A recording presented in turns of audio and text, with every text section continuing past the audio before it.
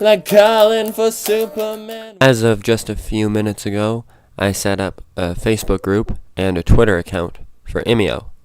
So if you consider yourself a fan, those are two things you might consider joining and spreading the word on.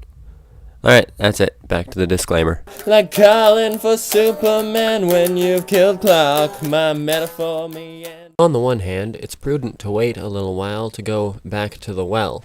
On the other hand, you have to give your audience, however small, you guys rock by the way, what they want.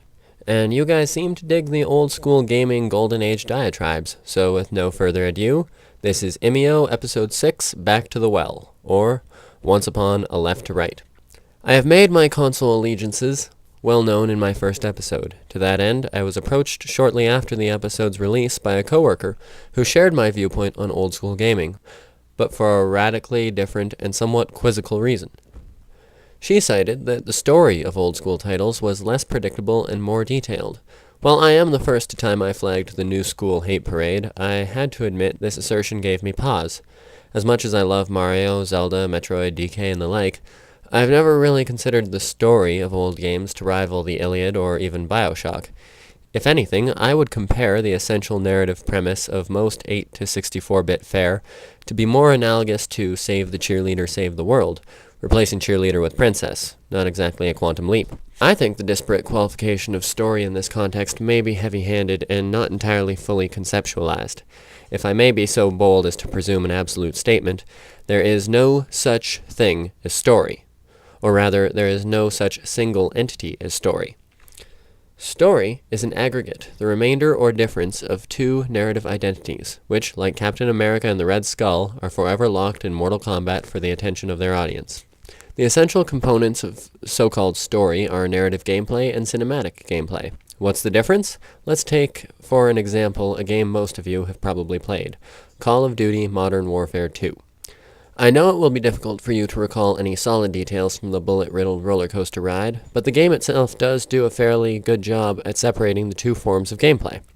Basically, anytime the dulcet baritone of your CO hollered a command at you as a Marine, or the grizzled British SS officers barked orders at you, you were, in essence, ensconced in narrative gameplay. Your commanders are directly interacting with you to tell you something. Granted, that something is usually, go over there, shoot that guy, get to cover, protect the convoy, and so on. The point is that the so-called story is revealed largely on the spot as the NPCs demand your immediate attention. In turn, the game is rife with cinematic gameplay.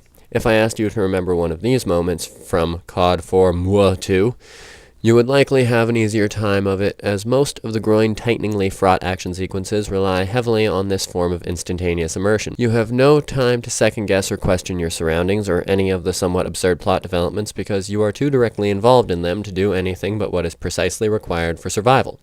Another perfect current-gen example for this exquisite balance of show and tell is, of course, Portal. As a narrative device, the game functions as 90% tutorial, with the exception of the final boss confrontation with GLaDOS, where the entirety of Portal's narrative plays out in one brilliantly structured boss dungeon of sorts, requiring the player to utilize every skill and trick they learned through the narrative gameplay phase of the game. So where does the old school was better mentality kick in? With the realization that cinematic gameplay, until recently, had been relegated to the work of out-of-game CG cutscenes. This was an avant-garde technique back in the days of Final Fantasy VII, but since then, as the technology has developed to create truly engrossing interactive experiences, CG is really just a cop-out that only serves to remove the player from the experience. If I may put on my crotchety old man voice for a moment, back in my day, we didn't have fancy CG cutscenes. As a consequence, games had to convey their story or narrative entirely through gameplay. At the time, there was no fascination with cinematic gameplay. Games were games, movies were movies, and never the twain should meet. The main point is that when the narrative is communicated entirely through the functions and actions of the player, not only is the player more engaged, they are actively generating their own narrative commensurate with the meticulous game design. This is not to say that games cannot be cinematic. I only mean to suggest that maybe designers and developers can take a few cues from days of old to ensure that their cinematic games are games first and cinema second. Of course, that's just my ignoble opinion. This is the sound of settlement.